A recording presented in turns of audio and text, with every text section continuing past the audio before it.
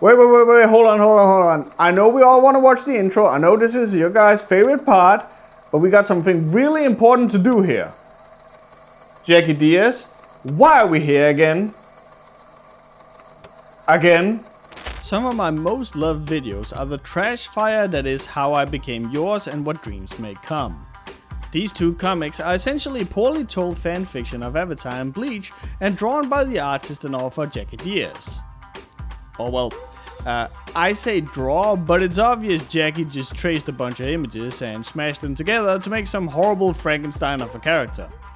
And honestly, I don't think anyone truly doubts the art was traced, as it had all the signs of traced art, with characters looking the wrong way, stilted poses, and whenever you would have a character do something that Jackie couldn't trace, the art would drop significantly in quality. So, as I was talking with my community about what videos were their favorite, the topic of Jackie Diaz came up, and a thought that I personally think everyone should think every now and again hit me. What is Jackie Diaz doing now? Cause really, Jackie is just so fascinating to me. She clearly wants to create. I don't think anyone would hate on her for telling her great school level fanfiction if it wasn't because she traced stuff. And while it's not great, her art isn't so bad that I can see it deter people from truly reading it if they indeed want some Avatar The Last Airbender fanfiction. People will actually go and watch the animated series of Devil May Cry on Netflix. I think the bar for shittily written fanfiction is lower than hell. So I put on my little detective hat and got to work, and it was honestly rather easy to find out what Jackie Diaz is up to today. Cause our girl has her own entire website for her. Now, admittedly, Jacqueline Diaz is a rather common name, and it's not like there's any reference to her two other comics on the site, so how can we truly know this is her?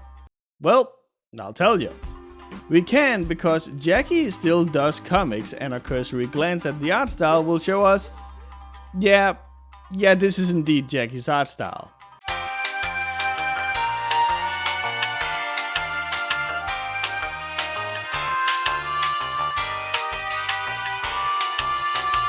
And honestly, as far as a creative website goes, this isn't looking too shabby. Kinda odd that the top banner takes up a full 40% of the screen, but you know. Anyway, our girl's been busy, so let's look into it. First of all, we got illustrations.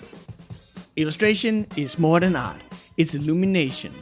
Each piece opens a window into imagination, transforming complex concepts into visuals that bring clarity and impact. My portfolio highlights how I throw light on stories, processes, and emotions so they resonate instantly.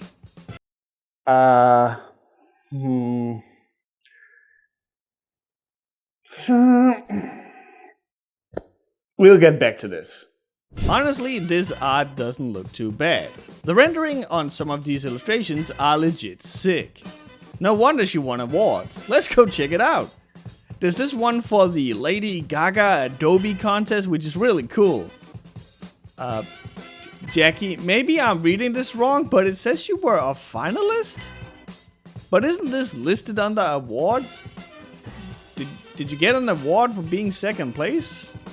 Don't people associate awards with winning stuff? You know, first place and all that? Anyway, we got the Pabst Blue Ribbon contest, where you were also a finalist. Girl, did you actually get first place in any of this? Oh, this one says contest winner. That's it. Bitch, what do you mean there were two other winners? Oh well, I guess that's still winning. Congratulations. Anyway, another finalist award, and then Blue Dog, this is the same beer. Dog, the only one you actually won was the Penny Dreadful one. Originally, there was a whole segment of Jackie clearly tracing a art piece of Game of Thrones, but that has been lost to time due to her updating her website, so I can't really do anything with that joke I wrote, so I guess we'll just have to stand here and look awkwardly at each other.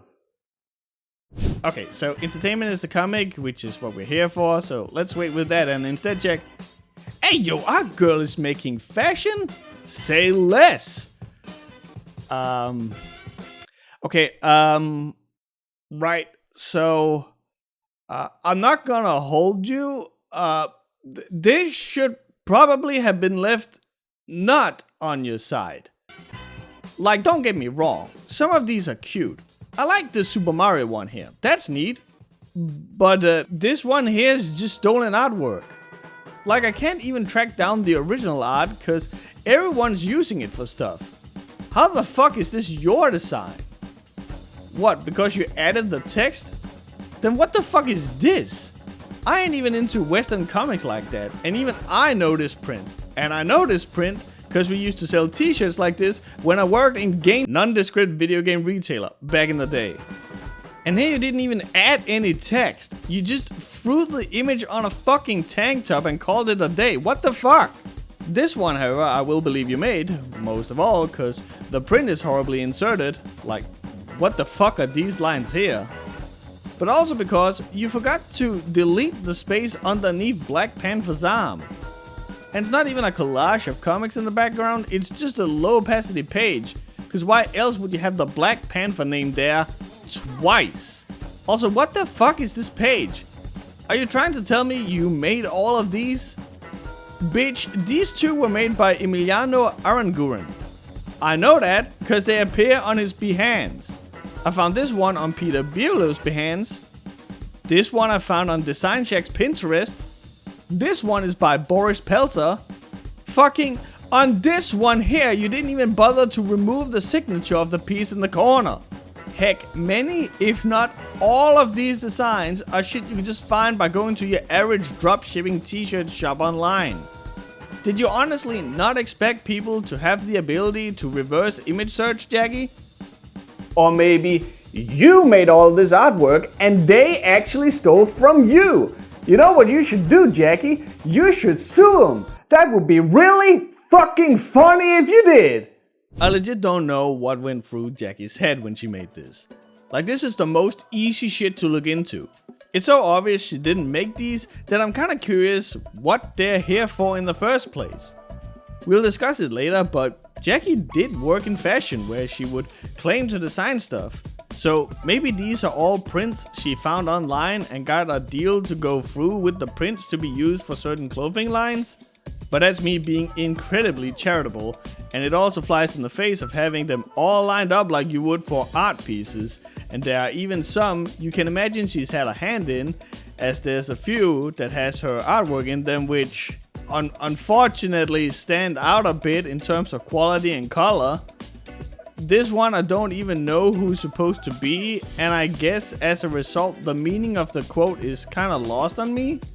There's also somewhere I could be persuaded to think Jackie tried to take original art pieces and add her own spin on it, like this one here.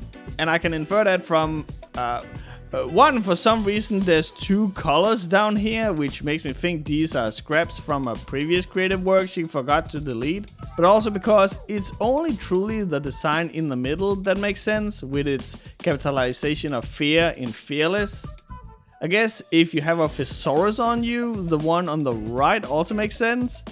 But when have you ever heard anyone actually use the word roof for anything?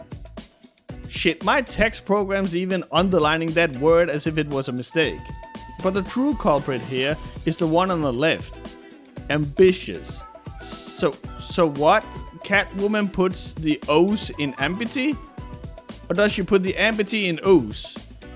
And what the fuck does ambity mean? Now, don't get me wrong.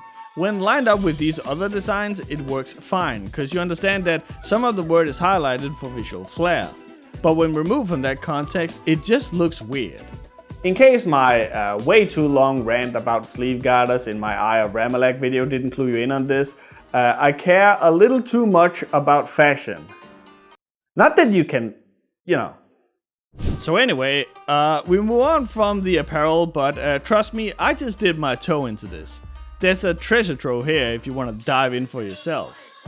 Instead, let's look at branding, which is a bunch of logos for various companies, including this AI company down here. This is what we call foreshadowing. Now, I don't know whether or not Jackie's work has been just the logos, or if she's indeed made the entire brand identity of these companies. But if she did indeed make the entire brand identity for them, the industry standard would be to include a snippet of the brand manual, not just a link to the company in question. So potential future clients can look at it and see what you have and what you haven't made. Be that as it may, there's not a whole lot I can say about these logos. They are fine for all intents and purposes. I do think Lion's Pride leadership should look into Favela real estate, cause that lion looks awfully familiar. I'm also not entirely sure if it's a good idea to have a logo for an in-home IV therapy company look like it's actually flatlining, but maybe I'm being too overly critical here. Honestly, I don't want to comment too much on this stuff, as it's kind of a meme amongst designers that every designer hates other designers' work as a massive dick measuring contest. So let's just move on to about the artist. Time for the real meat and potatoes of this. And look, it's the first lady. I mean, that's Jackie Diaz. Or is it?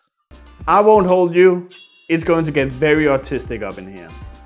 So I looked at the text on this side and, well, actually, let's see if you can spot it. I didn't just stumble into branding. I grew into it through a deep desire to build things that leave a mark. My journey began in the world of comic illustration as an illustrator and graphic designer for Tragic Entertainment, a Chicago-based comic house. Storytelling through visuals was my first language. From there, I honed my craft with studios like River Comics, Soul Bullet Entertainment, and Seal Dawes Comics, growing from illustrator to junior art director. These roles taught me how to blend narrative and design in a way that emotionally connects. But I wasn't content staying in one world. In 2016, I shifted into fashion, taking my creative experience into apparel as an artist with Frat House Clothing. That led to a senior graphic designer for apparel design at Isaac Morris Limited, one of the biggest names in children's fashion. At IML, I designed for the Elite Boys division, collaborating with world-class licensors such as Marvel, DC Comics, Disney, and Warner Brothers. You've seen my work on shelves at Macy's, Walmart, Nordstrom, Box Lunch, and the Disney Store. I didn't just follow trends, I helped create them to deliver something original. Now, if there's one thing you all should know about me at this point, is that I hate ethically. If I see something I hate, I don't just hate it without actually diving in to see what it is that I hate about it. So I have, of course, also looked more into AI than I probably should have. And through that, I have also seen a ton of text written by AI. And if you're completely new to that shit, you might not pick up on stuff being wrong. But if you've been exposed to it enough, you start picking up on things. Stuff such as X didn't just Y, it set, or X and Y came together to set, and so on, are very telling when someone is using AI to write stuff. So, I did what every petty idiot would do. I ran this text through an AI checker, and the results might shock you. Well, probably not. Now, are these checkers 100% correct? No. But I feel rather confident in this shit. Jackie says she's worked as an illustrator and graphic designer for Tragic Entertainment. Couldn't find a mention of that online. She says she worked for Silver Bullet Comics. Couldn't find a single mention of that online. She says she worked for Isaac Morris Limited for the Elite Boys division. Couldn't find a single mention of that. She says she worked as an artist for Frat House Clothing. Couldn't find a single mention of that. Or, well, I could find the company, but these guys first posted in 2020. Jackie claims to have worked for them in 2016. She says she worked with the studio River Comics, but I can't find her art style anywhere in all the comics on the site. And what's most interesting is that if this is all to show her extensive skill list as a resume, then I find it so interesting that for her current job, she doesn't list a single time where that is. She mentions the title and position, but not where she's working. But don't you worry, she's linked to her personal resume right next to all of this. Which is a mistake in and of itself.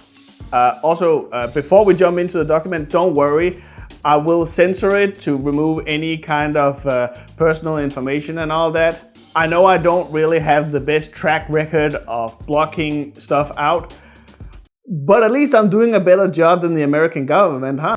But yeah, it was probably a mistake to have her resume directly next to the information about her work career, because not only does she get the timeline wrong with her saying she worked for Frat House Clothing in 2016 on her website and on the left of her resume, but on her actual resume under experience, it says she started working there all the way back in 2013.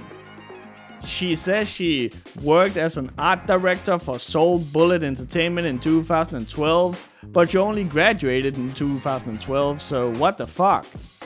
Also, I think this is supposed to be a timeline of sorts, but a ton of these times overlap, which, I mean, I guess she could realistically have multiple jobs at once, but you mean to tell me this lady was the art director for CL Dawes Entertainment, senior apparel graphic designer for Isaac Morris Limited, art director for Soul Bullet Entertainment, and senior beauty advisor for Wakefern Food Corporation, all at the same time? These must have been the mother of all part-time jobs or freelance gigs. As for the senior beauty advisor at Wakefern Food Corporation, someone reached out to me and told me that's just a fancy title for a health and beauty clerk at a grocery store. Not that there's anything wrong with that, like at all, but it does show that there's probably been given a little extra spit shine on some of these work experiences. What there hasn't been given any extra attention to is the actual resume. Like, listen to this. Throughout my career, I have had the privilege to work with companies and licenses such as Marvel, DC Comics, Disney, and Warner Bros. Studios.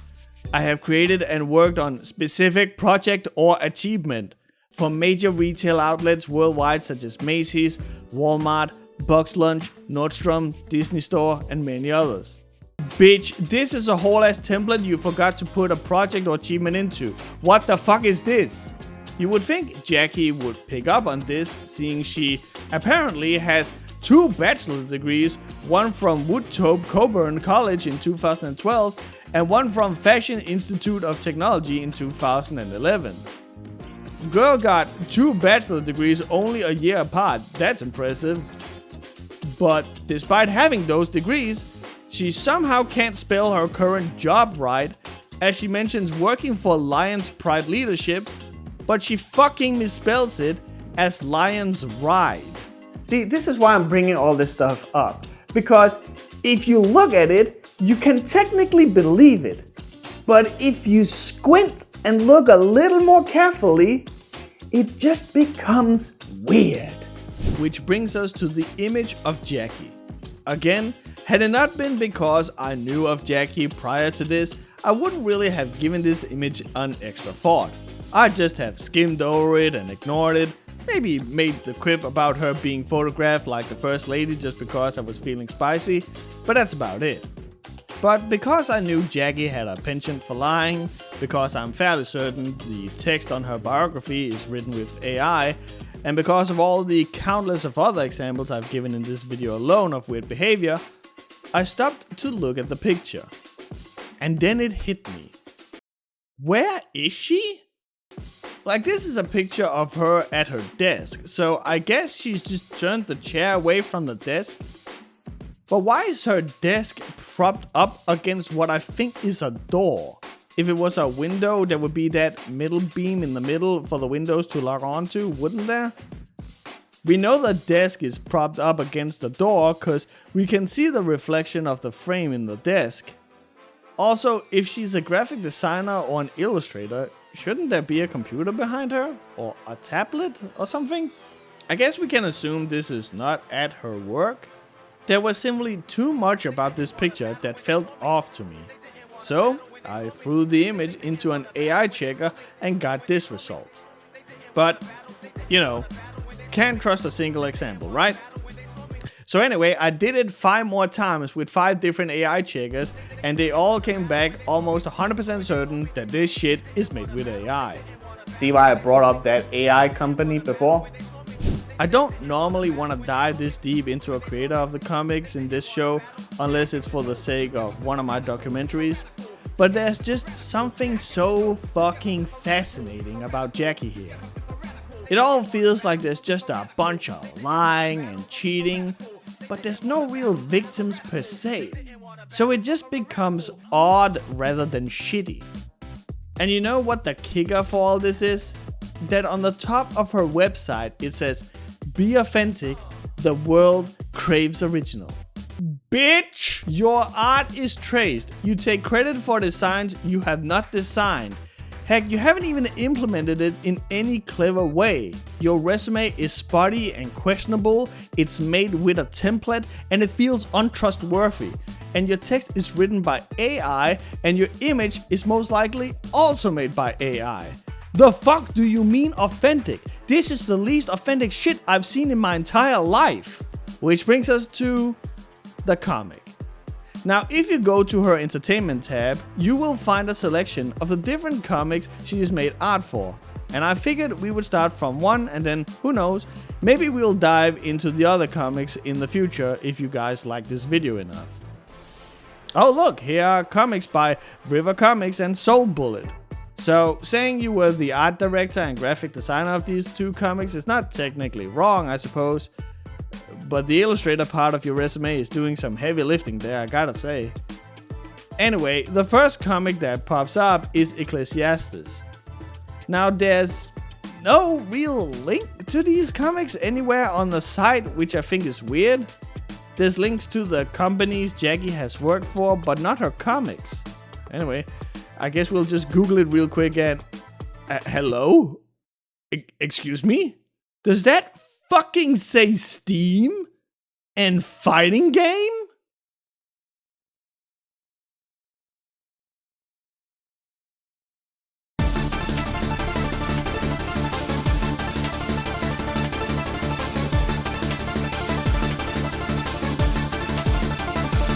So yeah, apparently this comic has a fucking video game attached to it.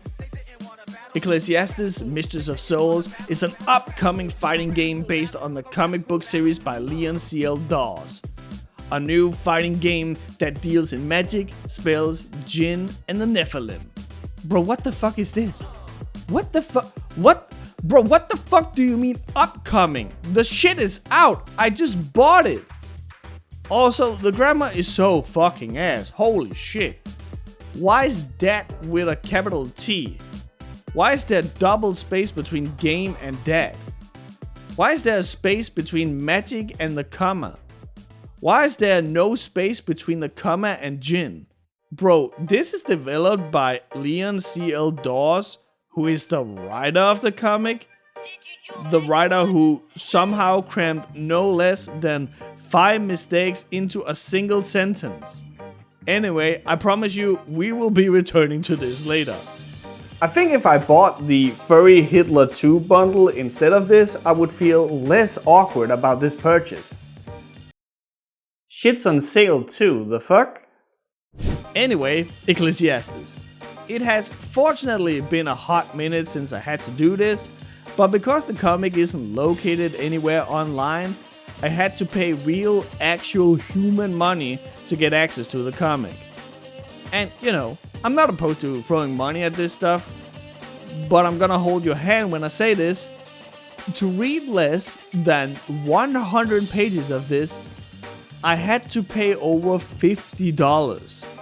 The 2 first volumes are roughly $8.50, but the following 3 volumes are $12.50.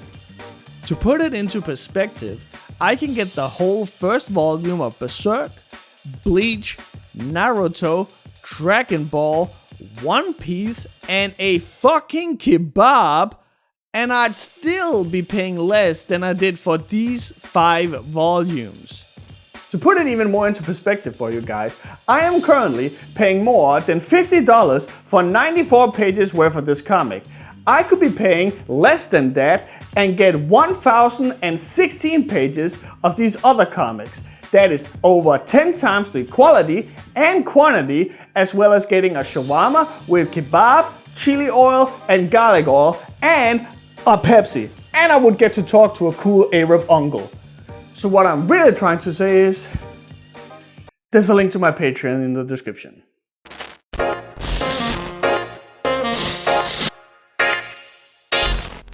Let's get this shit on the road.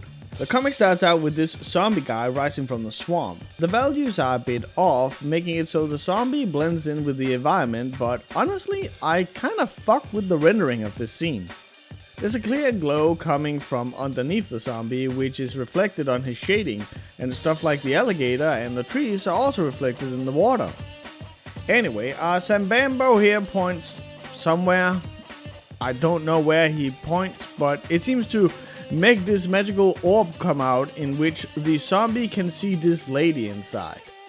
Following this, he transforms into this dude, complete with denim jeans and a Levi's tank top. He also transforms these frogs into humans. Now, it would be incredibly easy to just pop in and make fun of, hey, look at Jackie Diaz doing this Animorph shit, but I'm actually more impressed that Jackie Diaz is using the fact that there's multiple frogs to show the different stages of the frog to zombie evolution. Like, this is actually good shit. Our Sambambo finally speaks and says, "When I get my hands on the spell stones, nothing can stop me." And we then move on to the city where this lady is taking in the view from a balcony going, "Looks like fun. God help. The more I'm in flesh, the more alive. Different rhythms make me feel." It is our very first frame with this bitch, and she's already cramming lore down our throats. Anyway, as these people below seem to be celebrating and dancing, our girl seems to reflect. "Most nights, I find myself thinking back to when I was in heaven as Ecclesiastes. Just being there with my angelic siblings." Isn't it Ecclesiastes? Like with an E? Anyway, these dudes here say that everyone is in high spirits and, "Can I help you, bro? Why the fuck's he staring into my soul?" The lady over here states that the divine language has been set in stone tablets, and our main girl continues. "Every angel in heaven rejoiced over the dark world. The old one I knew as Lucifer, and too many that know him as Satan, were locked in his burning dominion along with his broken demons. The spellstones are the only thing that can open the Hell's Gates, unleashing horrors on Earth. But the stones were now guarded by the angelic hierarchies." We are less than 6 pages into the comic, and the comic has just kind of casually dropped that we defeated Satan. Fucking rad. So I think these angels that knew how to seal the actual devil away were given powers by God and dispatched onto Earth so they could teach mankind the tech to Evo Moment 37 Satan. But these angels got one taste of pussy and immediately betrayed God, and through this produced things called Nephilim. The comic then stops elaborating on these Nephilims for some reason and instead moves on to, "The fallen angels have taught the men and women of the once beautiful nation known as Atlantis how to summon dark forces and create dark imagery onto themselves." I beg your pardon? I beg your pardon? So like, I kinda just got hit with the world's meanest 1-2 combo here, cause what the fuck do you mean you just kinda mention Atlantis in a throwaway line like that? Also, is this some kinda anti-sex PSA comic or something? Cause how the fuck do you go from, "Oh yeah, these angels just wanted to get their dick wet," to "Nookie's so good they created the Christian Oppenheimer"? Anyway, you'll never guess what the angels did to the citizens of Atlantis when they become corrupted by these fallen angels.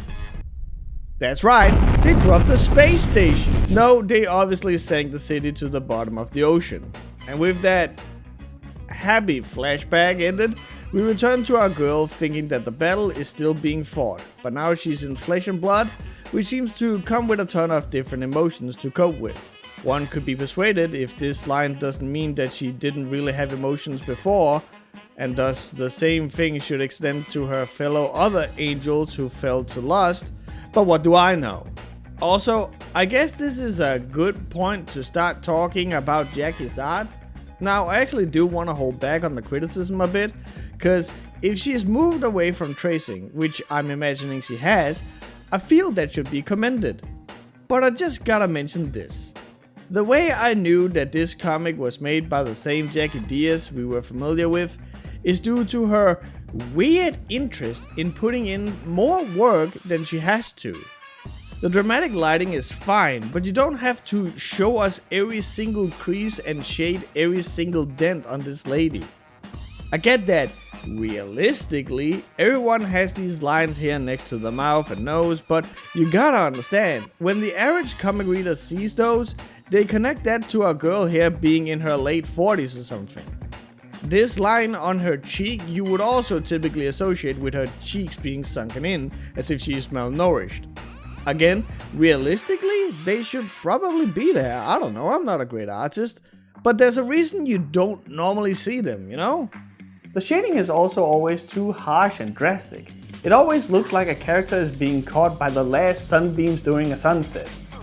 Anyway, our girl decides it's time to go out into town and get herself dressed. Meanwhile, outside somewhere, I guess the frog soldiers are starting to pop up. I'm guessing these two are different people because this guy's hair is dark and this guy is blonde. Anyway, this gentleman pops in and asks if our girl is heading out. Our girl asks him to join her, but he says he's too busy working on his book.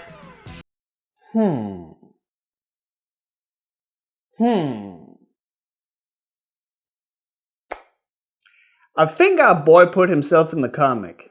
Oh yeah, this is Leon C.L. Dawes, the writer of this comic. Frankly, I don't have as much to report on him as I do Jackie.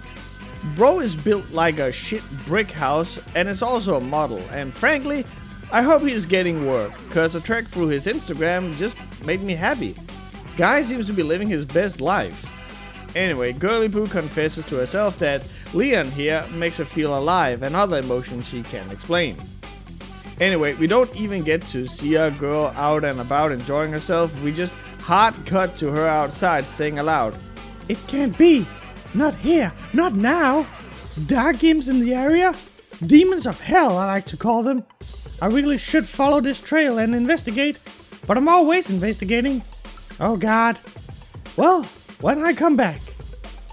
Bro, why does she talk like Trump? Demons of hell, I like to call them.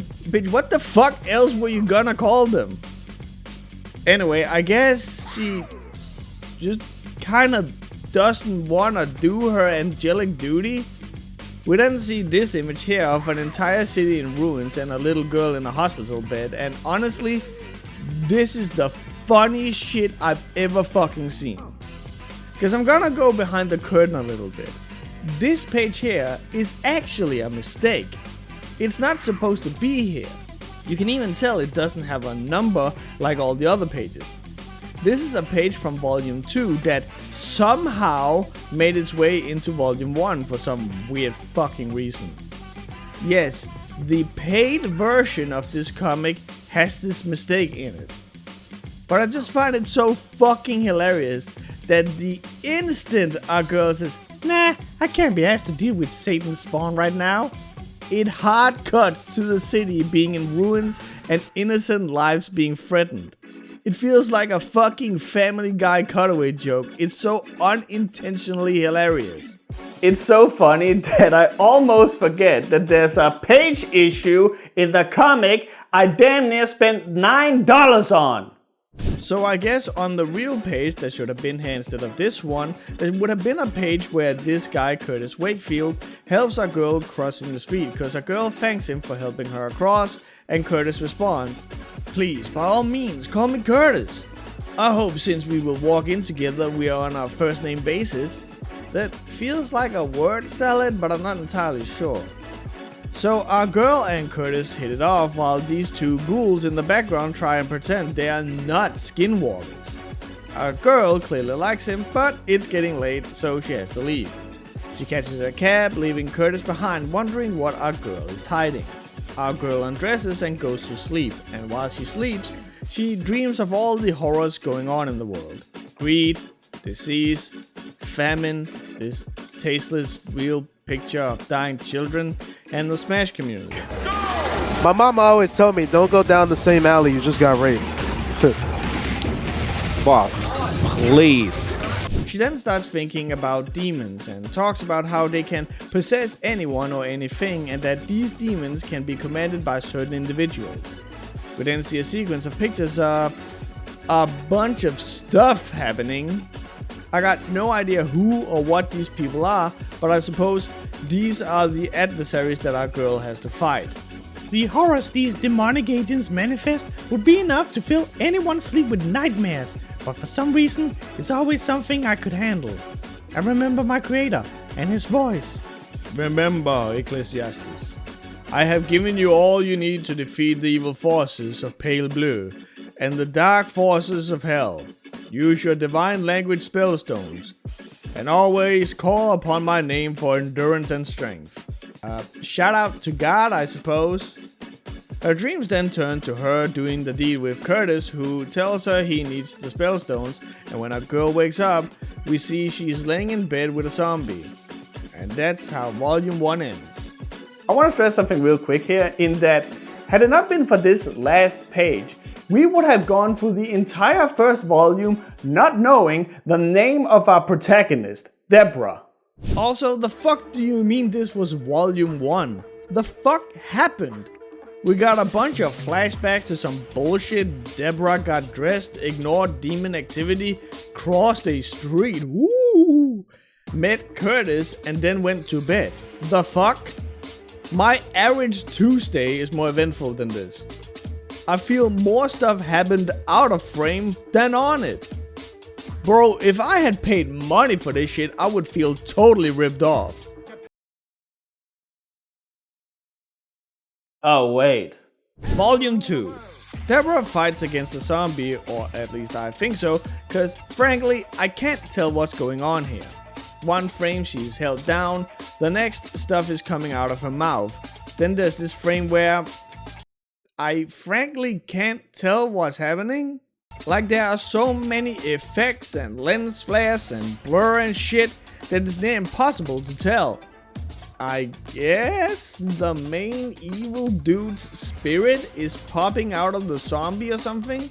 I genuinely don't know. But what's somehow even more staggering is the fourth panel where, I shit you not, our girl is up and about, talking like she defeated her attacker. What the fuck? And we don't even get any more answers on the next page where a different zombie is attacking some security guard and rips off his entire fucking head. The fuck do you mean we can see this random Paul Blart Mall cop get decapitated in explicit detail, but how our protagonist Deborah defeated an assailant with the upper hand that was also treated as the cliffhanger from the previous volume is relegated to just vibes, I guess. Try and imagine your favorite TV show, and the season ends with the main villain holding the protagonist at gunpoint, right? And you're like, oh my god, how are they gonna get out of this crazy situation? And you spend like all this time between season 1 and 2 to ponder this, and then season 2 begins, and the first episode begins with the characters just kind of walking away because they couldn't be asked about this. So after the zombie takes the shape of Paul Blart over here, we jump to somewhere else where Big Evil Guy is explaining to himself that he is going to turn a rando house into his own. Now, it's time to clean this place up and make it my own. A web of demons and beauty to allure and capture. Demons? How the fuck do you mess that up? My text software can't not help but change it to diamonds automatically. So the Big Evil Guy uses his evil powers to renovate the house and...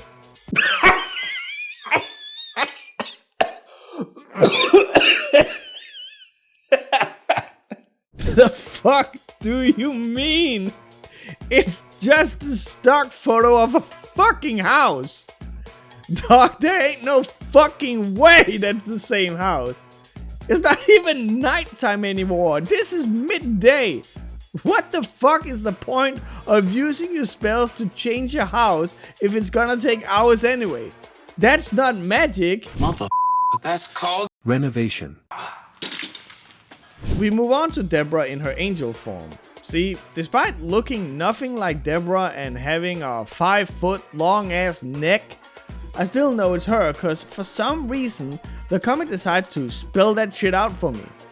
Deborah transforms into Ecclesiastes by speaking her magic angelic language. Dog, is everything about this chick just an afterthought? We get so much more attention given to the villains.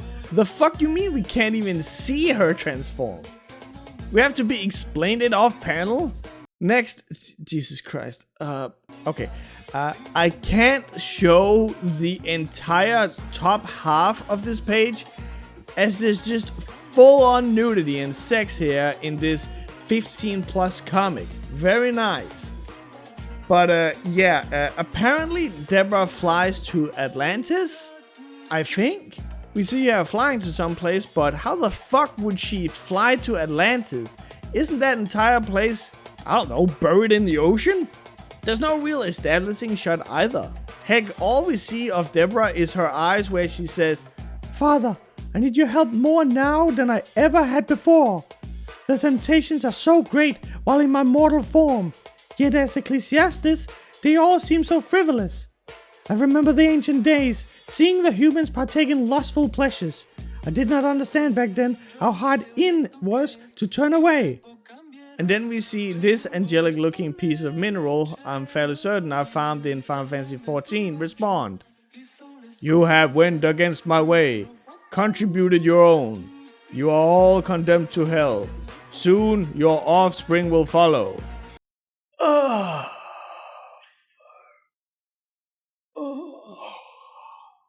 Dude, what the fuck? What the fuck is going on? What's happening?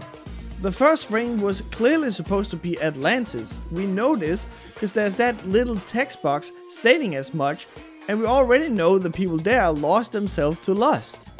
And we see this dude in front of a blue tapestry saying people should serve him in all his greatness. Alright, fair, whatever. You'd be forgiven to think that that's who Deborah is talking to, because again, we don't know where the fuck she is, and she did fly downwards in the last panel, but when she talks, she's being responded to by this rock. Where is this rock? Who is this rock? I think it's supposed to be God. God is a rock in this world, I guess. And on the next page, we see a bunch of demons and people on spikes being evaporated or something while this dude is saying that his brothers shall be resurrected. And then the last panel on the page is Deborah flying away, smiling from ear to ear, going, I'm glad I came here. This has always been a place of concentration. Petra, I love you. Thank you, Father, for your strength. Right. So, I don't know about you, but I'm fucking lost. I am inclined to believe that we have had yet another page mishap here, because this is fucking abysmal. I genuinely got no idea what the fuck is going on. I can infer from the colors and architecture used that the place Deborah flies to and flies away from are the same place. And in there she must have met someone called Petra, I guess. But the rest of the shit she says makes no sense with what she just said. She's thanking her father for the strength he gave her, but in the previous page, we basically saw God disown her for being horny. And she's happy about that? And what does that have to do with the scene in Atlantis and the burning demons and Nephilim? I would be inclined to believe the dude promising his brother's resurrection is the same guy as the dude on the throne in Atlantis. But the dude on the throne has an obvious tattoo on his right shoulder that the dude later doesn't. I think this is gonna be another one of those cases where you just gotta hope this shit wasn't important and move on, and hope context clues will help solve this mystery. So let's move on to the next page where we are outside the big evil man's mansion, seeing what I think is the big evil villain in his human form smelling some roses. Wait, I forgot, he changed into a human form. Why the fuck was he a zombie? Never mind. These two walk up, and I promise you, if you thought shit was hard to follow before, but it could perhaps be chalked up as a mishap of pages being misplaced, like in volume 1, then buckle the fuck up. I am gonna read the voice bubbles in the order I think they're supposed to be in verbatim, but I assure you, no matter how you shift them around, it doesn't make any sense. The lady says, "I love what you've done with the place." And the villain says, "About time. And thanks, by the way." Why are you questioning about time? Is that question mark a mistake? The guy following the lady says, "What she means is the demonic forces are yearning for you to free them. Now that you're back, it won't be long before we can locate the spell stones and use them to unleash the evil that awaits in hell." What? What the fuck does that have to do with anything that was just being said? Now, you think you'd go down to this voice bubble, but that would make you a silly, stupid fucking goober, because you're actually supposed to read this one next. "Yes, but remember, only Ecclesiastes has the stones or knows their whereabouts. And the only way to use them is to speak the angelic language only an angel can speak from the stones."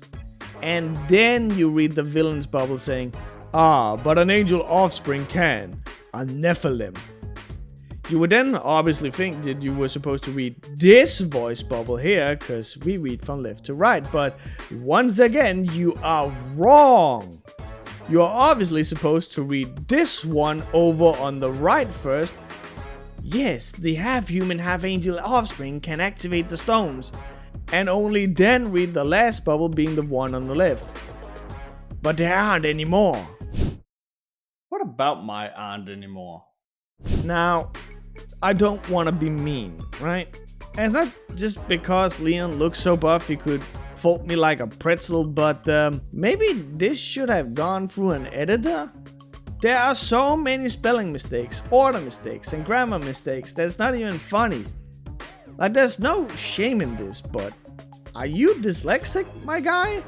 How the fuck do you fuck up "there are" on one page, but then in the very next bubble get it right? Did you not know which one to use and then decided to use both, because then at least one of them would be right? Bro goes to the casino and puts money on both black and red and then claims victory, I swear.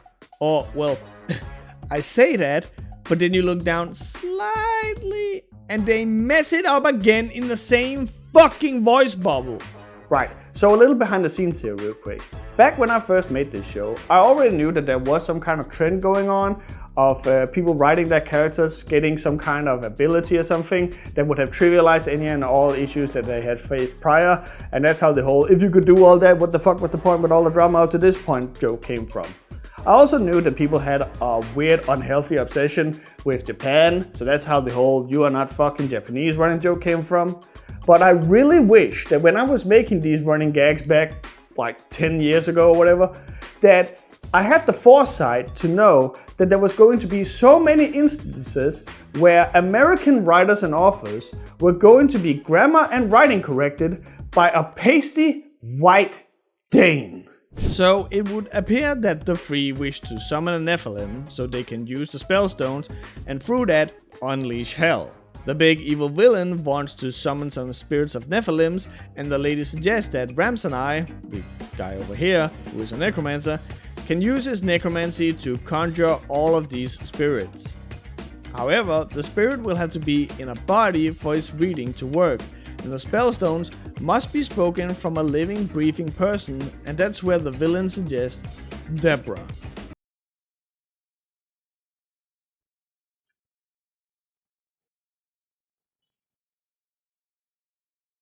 So like, let me see if I got this straight, right? Step 1. They need the spell stones to release the demonic forces of hell. Step 2. To use the spell stones, you need someone who can speak angelic language. Step 3. People that can speak angelic are either Ecclesiastes, who has the stones, or a Nephilim. Step 4. But apparently, there are no more Nephilims. Step 5. But there are apparently Nephilim spirits. Step 6. To summon the spirits, which I suppose is for necromancy, you need a living person. And step 7, the person they're going to use for this ritual is Deborah, the Ecclesiastes. I'm gonna leave this list on screen for a moment. See if you can find out what I'm gonna flip out about, and that is too late! What the fuck are you talking about? You need to use Deborah for a necromancy spell so you can find a Nephilim spirit so you can speak the language to activate the stones. Motherfuckers have a 7-step plan, but step 7 could just be step 2, and that would be it. This is the dumbest fucking plan I've ever seen spoken by a villain before. I swear, this is fucking how to make ice cream. Step 1. Get a bucket of vanilla ice cream. Levels of stupid planning here. We move on to yet another zombie chilling in a closet. Ask myself, why won't Tom Cruise just come out the closet? But nobody has no answers.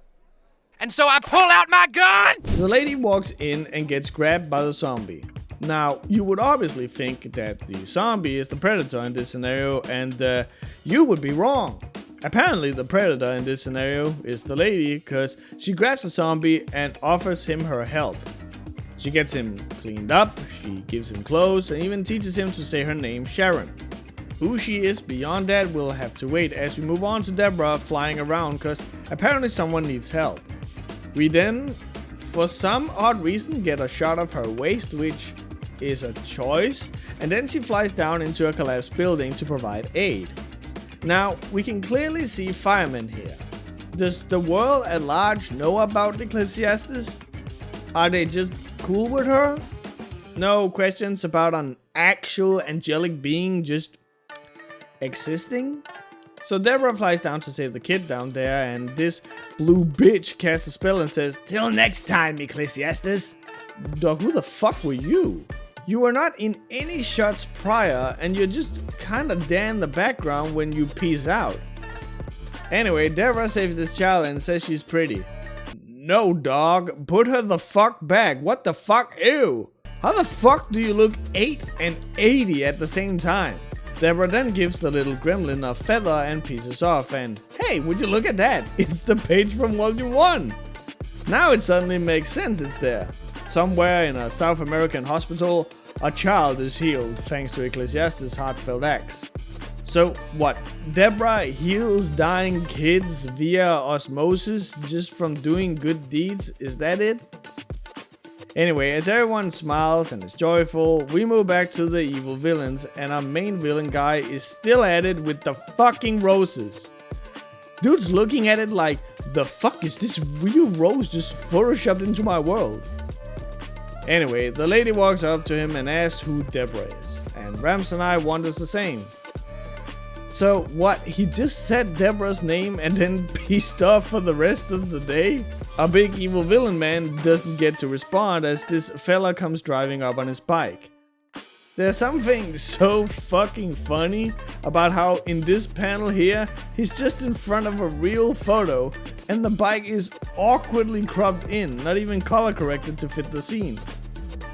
Anyway, the man walks up to the house and inspects it. The evil lady transforms to look like your average white trash crack addict and goes to meet the guy.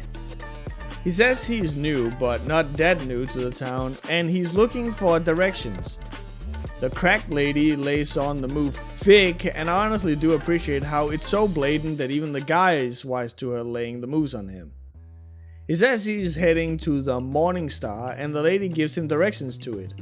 As he leaves, the lady says, "Nice meeting you, Danny." And honestly, I don't know if it's a writing mistake or not, but the guy never tells her his name, so either she was able to read his mind or some shit, or it's a genuine mistake. I'm sure it's intentional. It's not like this comic has had writing issues or mistakes before. You know? This is obviously intentional, yeah. I paid money for this shit. We then move on to the city streets where Sharon is chaperoning her new zombie bestie. Now, it's clear she's outside the car, opening the door for him and helping him out, right? But on the next page, for some strange reason, she's back in the car behind the wheel. And that's not the most confusing thing. She tells the zombie he needs a name and decides to call him Luke, because it's from the Bible and... Like, genuinely? Okay, I'm gonna show you the full page here in a second. You're not prepared for what's down here.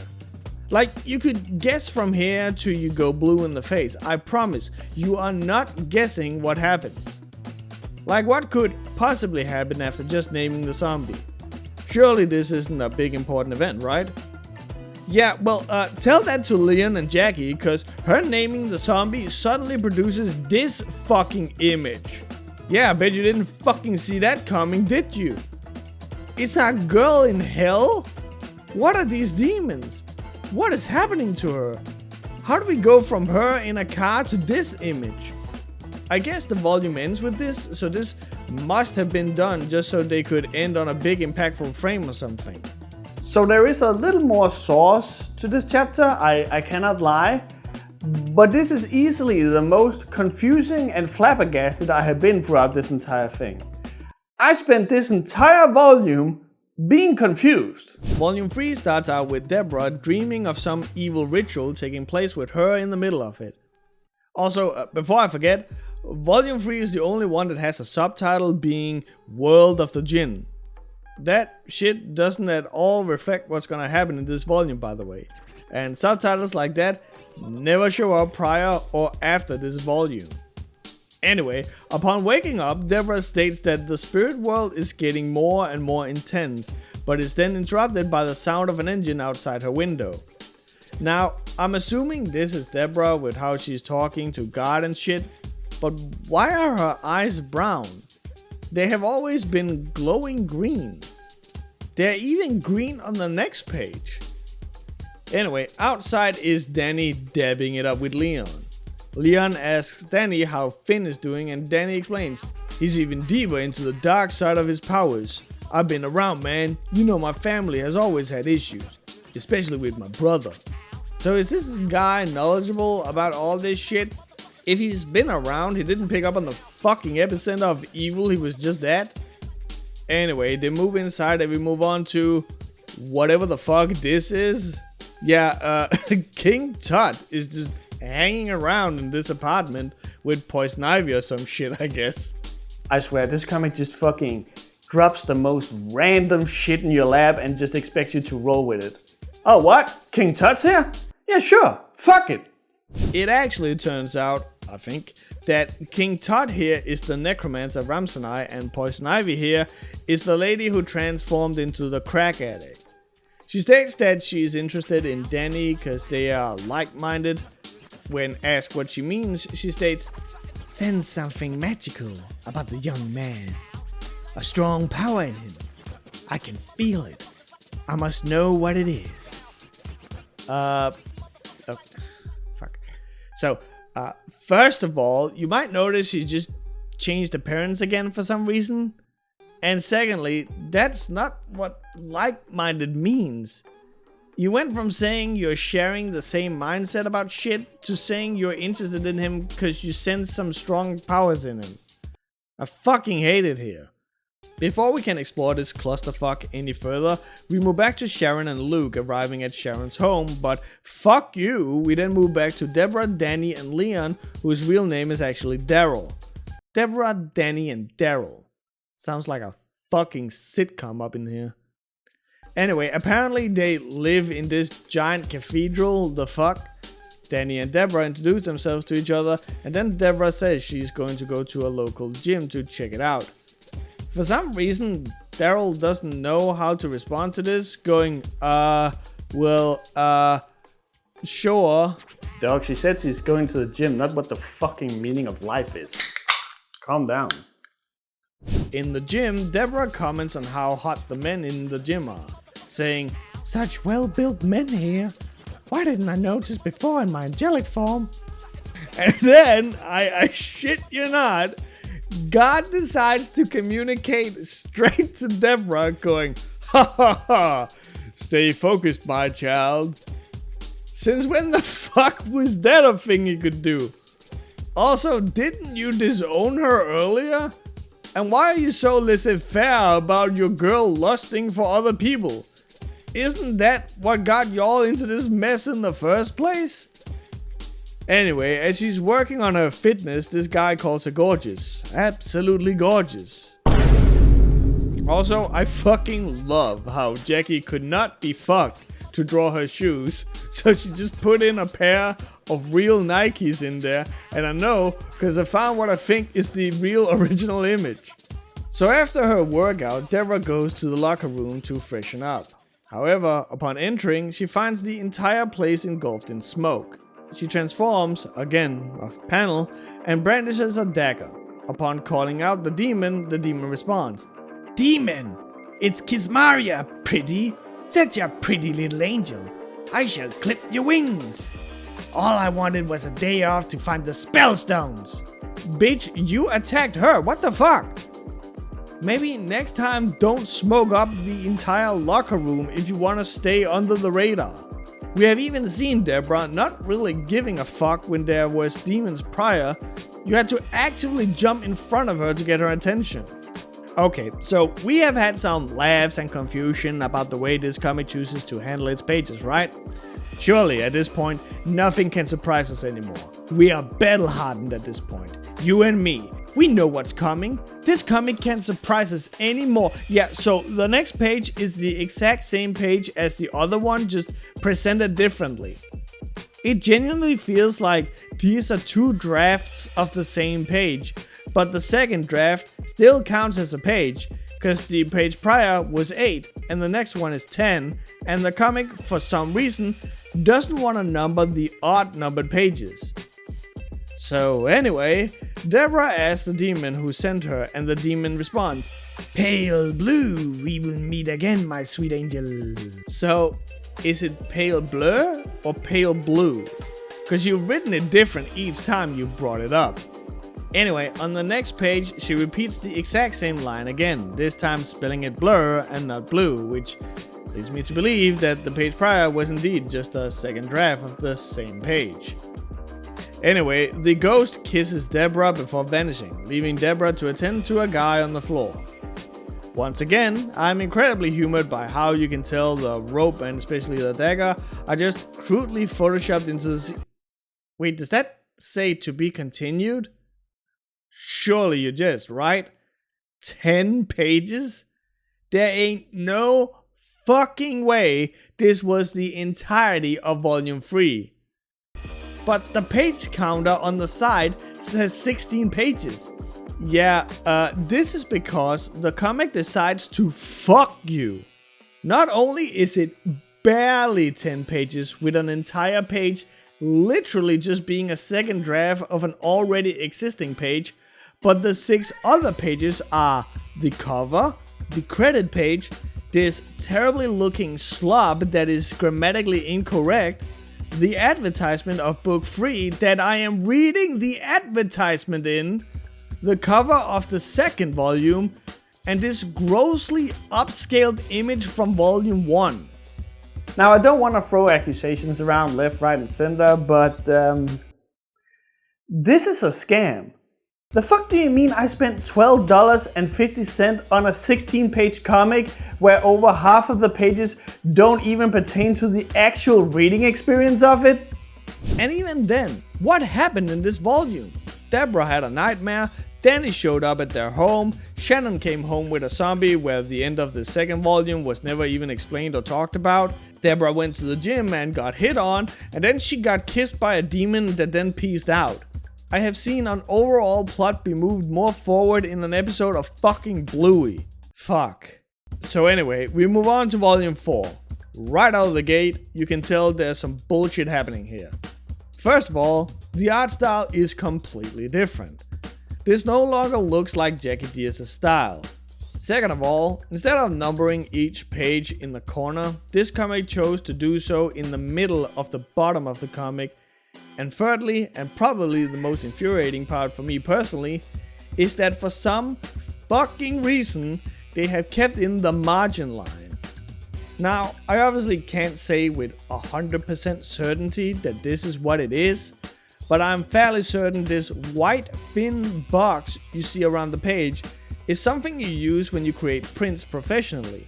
It's to help the designer in question know, hey, maybe don't cross this line with certain elements, because it will get too close to the edge and become hard to read.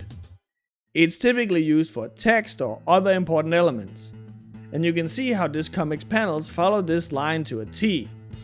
The problem is that normally this line is supposed to only be a visual aid for the designer and not be an actual visual thing you can see on the final product.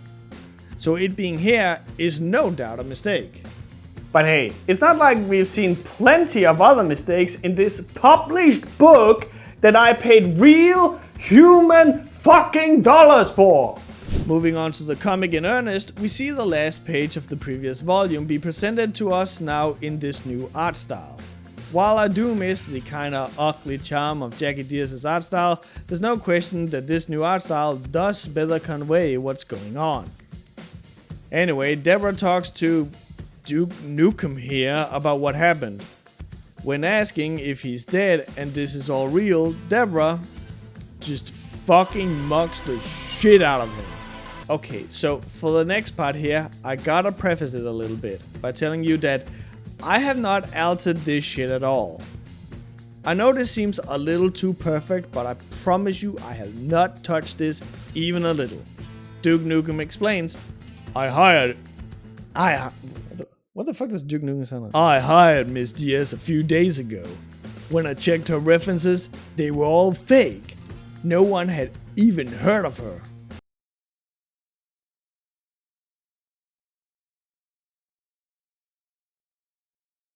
Now, surely, right? Surely this is all just a big coincidence, right?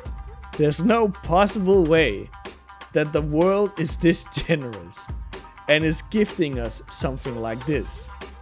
There is no way that the comic is actually calling out Jackie Diaz by name in her own comic, talking about how all her references are fake and how no one has heard about her, right? That's just way too perfect. Well, maybe it isn't.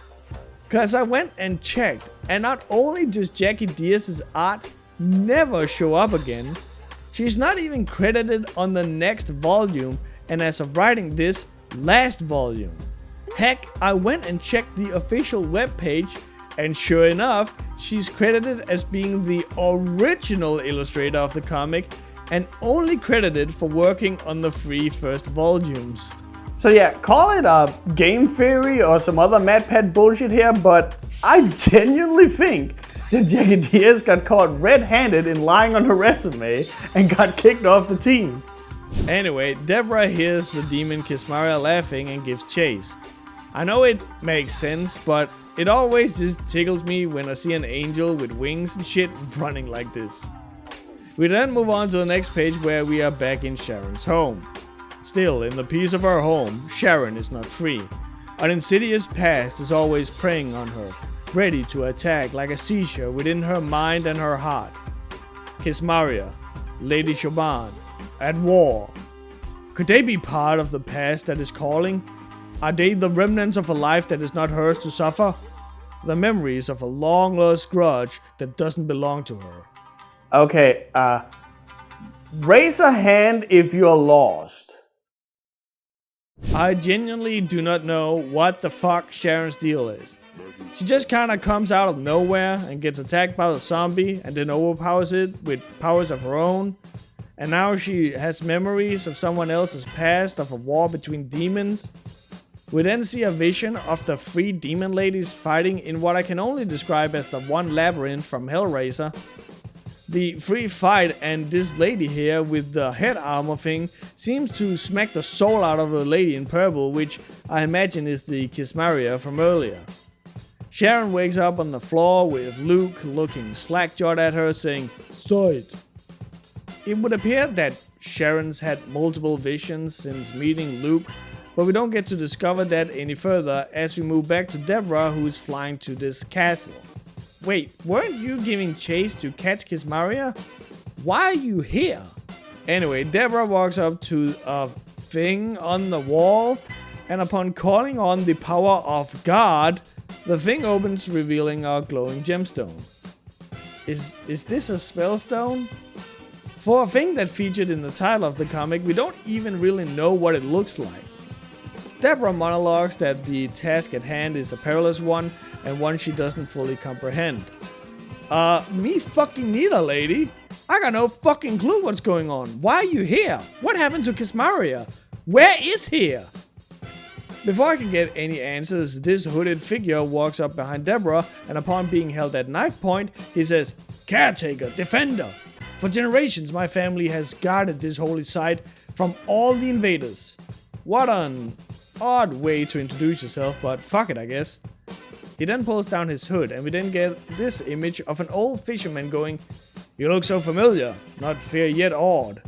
You must be of the order of human guardians of the Spellstone."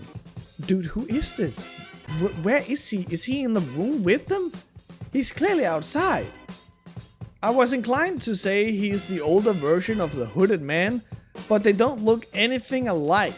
To the point where if you put the two together, their beards would fit together like a fucking Lego piece. Anyway, the hooded figure is Gavin McNeil. He explains that he's come because... And then we move on to nighttime. Yeah, they just kind of cut him off. I think he then explains it to Deborah near the bonfire while a shadowy figure is watching. The hooded figure, I think it bites his own wing, discards the rope and then flies off. Okay. The demon then flies back to the house of Pale Blur, which I think is this lady here. Yeah, I don't know who the fuck this is. Also, for some reason, there's 3 panels behind her, and she's just spanning across them. There's no narrative reason for it, she just does that. It's actually kind of a power move when you think about it. Anyway, Blur informs our evil villain, still don't know his name, that the gargoyle has reported to her where the spellstone is. It was that easy, I guess. Just go and look. Didn't even need necromancy. Blur then summons Kismaria, who then starts making out with Blur and the guy, but the guy stops her before the whole thing escalates into a full-blown threesome. We finally get a name for our guy, which is Euphrates. Euphrates? I'm gonna go with Euphrates. And we find this out in volume 4, despite this motherfucker having popped up in damn near every volume thus far.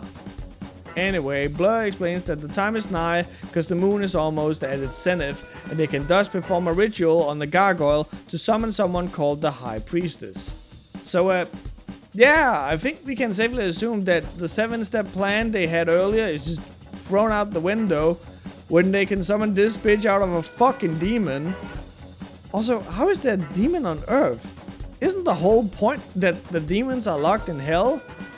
Isn't your entire mission to release those demons? Congratulations, fuck knuckle, you did it! Anyway, this marks the end of the 4th volume.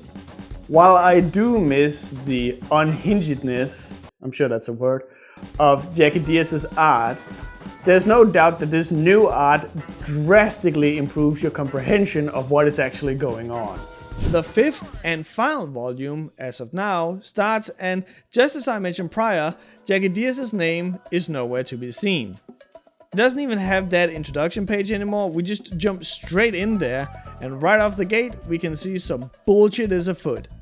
Before, the pages were around 1875 by 2423 pixels, meaning they were rather big and high quality. But now they're less than half the size, 805 by 1042 pixels, and you can really tell. Everything has to be read with a slight squint now.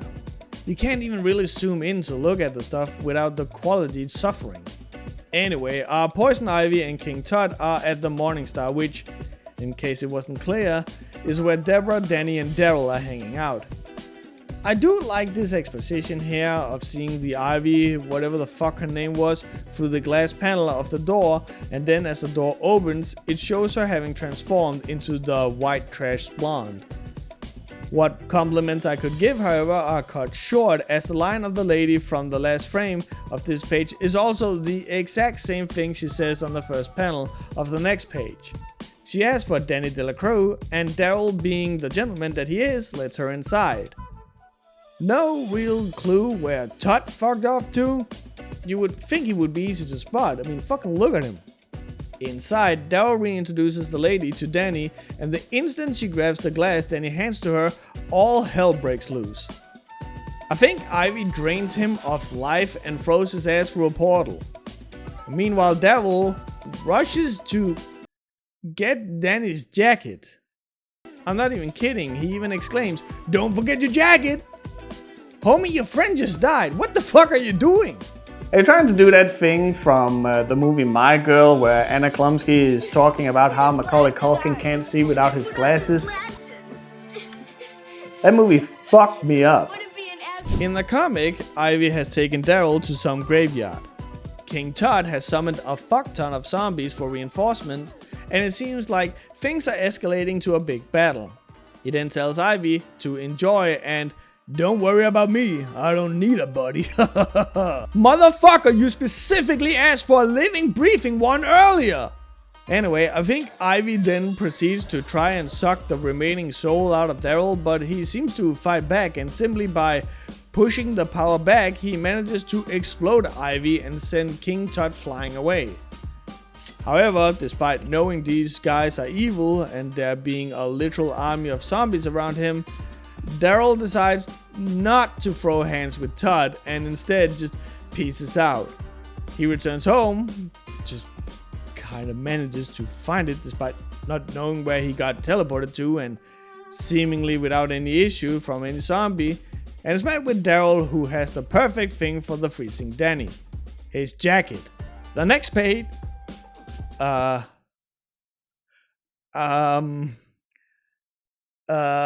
wait, that was it? What the? Wait, that was the end? That page was the end of volume 5? 12 pages! You mean to tell me I paid $1 and some change per page for this shit? Also, again, what the fuck happened in this volume? I legit thought we were cooking now with this new artist, but this volume was just as ass as before. This entire volume was Danny gets kidnapped, Danny says no and explodes his kidnapper. Danny returns home. The end. I have bought shit from Temu that felt less like a scam than this shit. In fact, I bought this like smash burger patty presser. This line here is just cast iron. I have drawn blood with this motherfucker. So yeah, that's Ecclesiastes as it is now. I gotta be real, even without taking Jackie Diaz's subpar art style into consideration, this comic is just a mess.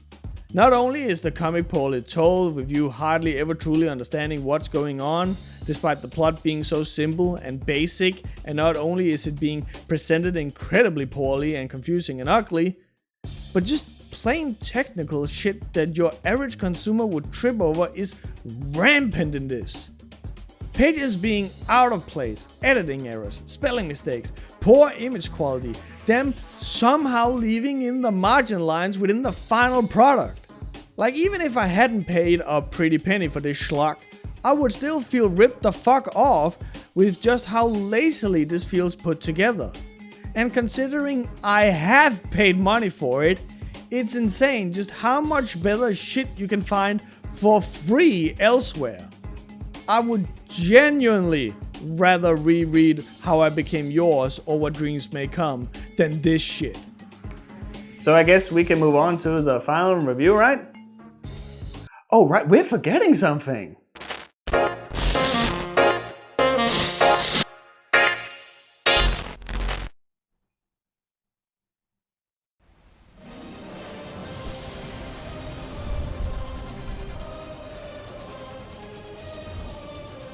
God.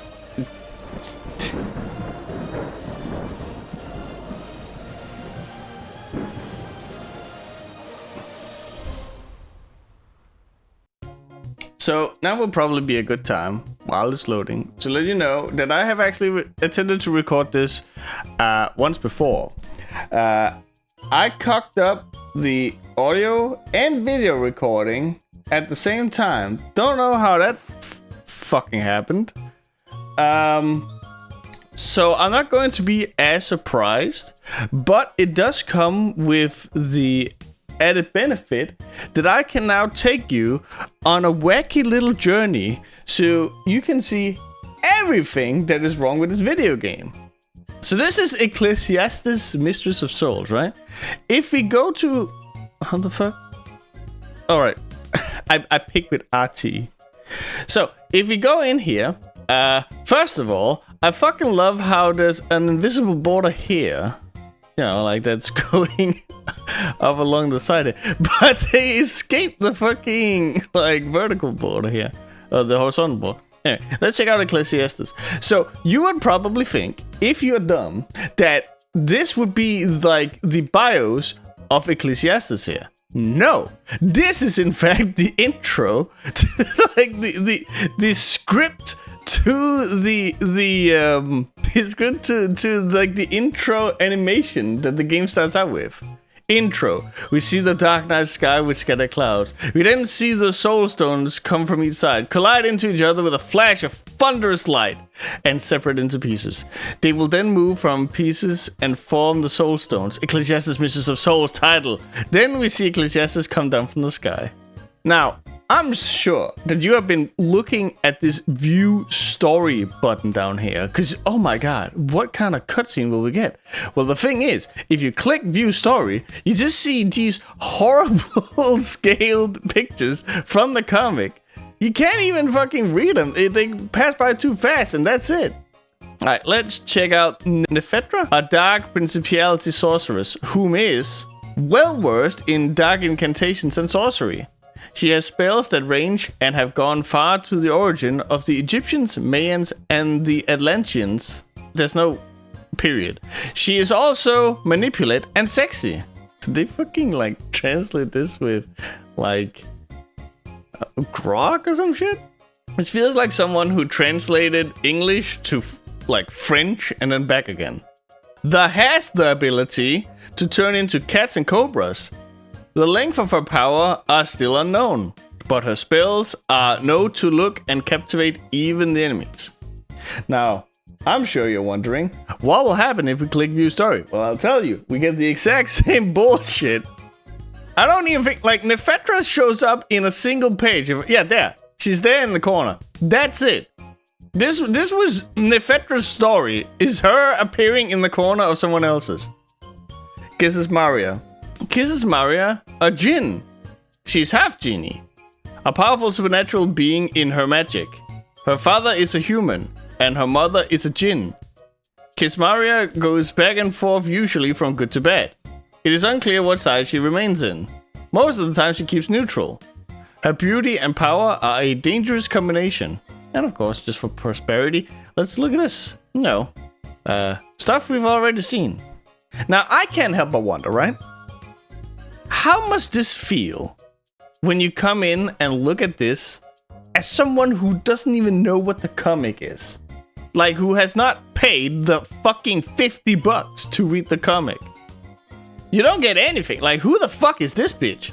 Who are any of these? I can't... by the way, I'm controlling the mouse with my right analog stick. This will become a problem because my mouse can move outside of the screen. So that's great.